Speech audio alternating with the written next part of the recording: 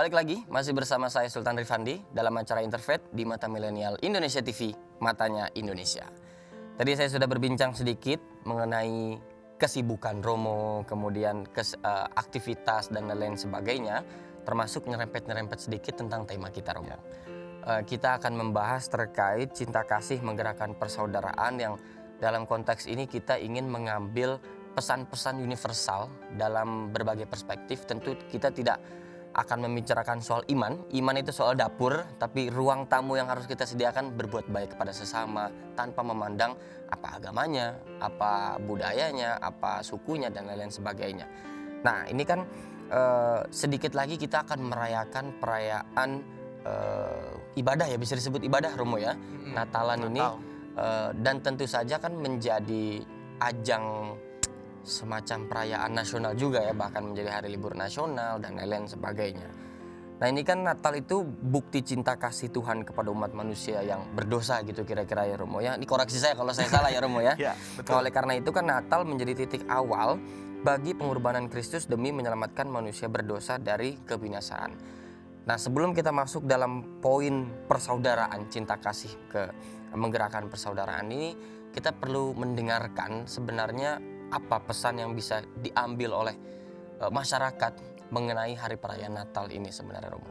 Tentu, perayaan Natal sepertinya menjadi perayaan bersama ya. Oke. Karena apa? Karena nyambung dengan tahun baru. Ya, betul. Biasanya liburnya panjang tuh. Iya, betul. Dan suasananya saya kira mendukung ya. Oke. Di mana-mana, di pusat-pusat, di publik-publik, bahkan juga di beberapa tempat dirayakan dengan secara khusus. Yap. Dekorasi-dekorasi khusus. Tetapi yang menjadi kuat adalah tadi ya, seperti yang dikatakan Mas Sultan, bahwa momen Natal adalah momen kelahiran kembali. Oke.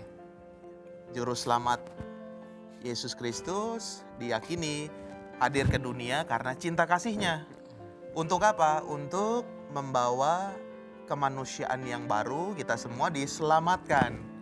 Itu ibarat kata, kami mengimani bahwa yang tadinya Allah itu ada di atas. Oke. Lalu dia merendahkan diri karena cintanya kepada manusia sehingga hidup bersama manusia dalam sejarah. Oke. Bisa dicubit, bisa dilahirkan. Iya. Jadi benar-benar sungguh manusia. Saya pikir tadi Romo udah nyambung, agak nepok begini. Dalam artian Yesus sungguh manusia, bisa dicubit, bisa marah juga, bisa menangis, bisa tergerak hatinya. Dia menjadi sama seperti kita supaya apa? Supaya kita semua sebagai umat Katolik itu diangkat kepada keselamatan. Maka ada istilahnya, hari ini lahir juru selamat. Juru selamat. Nah itu, maka dalam keimanan kami Yesus yang menyelamatkan. Oke. Karena apa? Hari ini telah lahir juru selamat. Mau dibaca kapanpun, tulisannya tetap hari ini tetap lahir juru selamat. Maka ini kelahiran terus-menerus. Iya. Sebagai kita yang mengungkapkan cinta kasih kepada manusia. Dan ini kan semacam budaya di Indonesia, ketika ada hari perayaan dalam agama tertentu, semuanya jadi ikutan juga.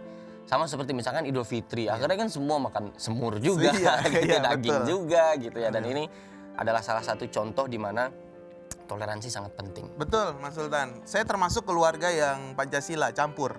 Oh gitu. Iya, jadi ada yang Katolik, ada yang Muslim, ada yang Kristen juga. Jadi keluarga besar saya ya. Oh. Jadi ya kalau Lebaran ya saya main ke rumah saudara-saudara yang merayakan Lebaran, makan ketupat juga, opor juga, keliling juga, dapat ampau juga. Tapi kalau Natalan, saudara-saudara yang Muslim juga datang ke rumah saya merayakan. Jadi kayaknya saya udah dari lingkungannya ya sudah kita sama-sama saling menghormati. Oke. Nah, tentu ini nyambung sepertinya ya mengenai tentang cinta kasih menggerakkan persaudaraan tadi. Dari penjelasan yang bisa diberikan nih sama Romo, apa sih sebenarnya yang dimaksud dengan cinta kasih menggerakkan persaudaraan? Oke. Sebenarnya kata cinta kasih itu kan umum sekali ya. Umum ya. Umum sekali cinta kasih. Wujud cinta kasih itu apa? Paling gampang deh. Siapa orang yang nggak seneng dikasih hadiah? Pasti Semuanya seneng. Dari anak kecil sampai yang tua, lansia, semua senang dikasih hadiah. Betul. Kan tergantung hadiahnya apa dulu gitu kan. Kalau Ya. hadiahnya PR juga ribet juga ya. Artinya apa? Masing-masing kegembiraannya, sukacitanya berbeda-beda. Anak Iya. kecil senang dikasih permen. Ya, betul. Ya kan, hadiah permen mereka senang, sukacita. Nah, kalau kita dikasih hadiah permen juga ya seneng juga gitu. Cuman kadar kesenangannya tidak Cuman seperti anak tidak kecil. seperti anak Oke. kecil ya. Artinya sekarang semua sajalah siapapun itu senang dikasih hadiah. Senang diberikan sesuatu. Itu muncul dari cinta kasih. Ya. Coba kalau Mas Sultan nggak mencintai keluarganya, mungkin juga nggak bekerja. Betul. Iya kan? Nggak mencintai dirinya, mungkin juga makannya sembarangan. Nggak jaga kesehatan. Nggak jaga kesehatan dan maka wujud cinta kasih ini sebenarnya wujud yang sebenarnya sudah kita hidupi sehari-hari Oh. dalam keseharian kita, dalam pelbagai macam peristiwa. Misalkan diberikan hadiah, kita liburan. Sekarang kan istilahnya ada me time, mau ya kan? Butuh healing. Butuh healing dan lain sebagainya. Waktu untuk diri sendiri, untuk tadi healing, untuk menyembuhkan dan lain sebagainya. Itu kan merupakan wujud cinta terhadap diri sendiri. Biar nggak overthinking. Biar nggak overthinking dan lain sebagainya tuh ada ya. Vibes-nya. Bahasa Jaksel. Bahasa-bahasa Jakarta ya.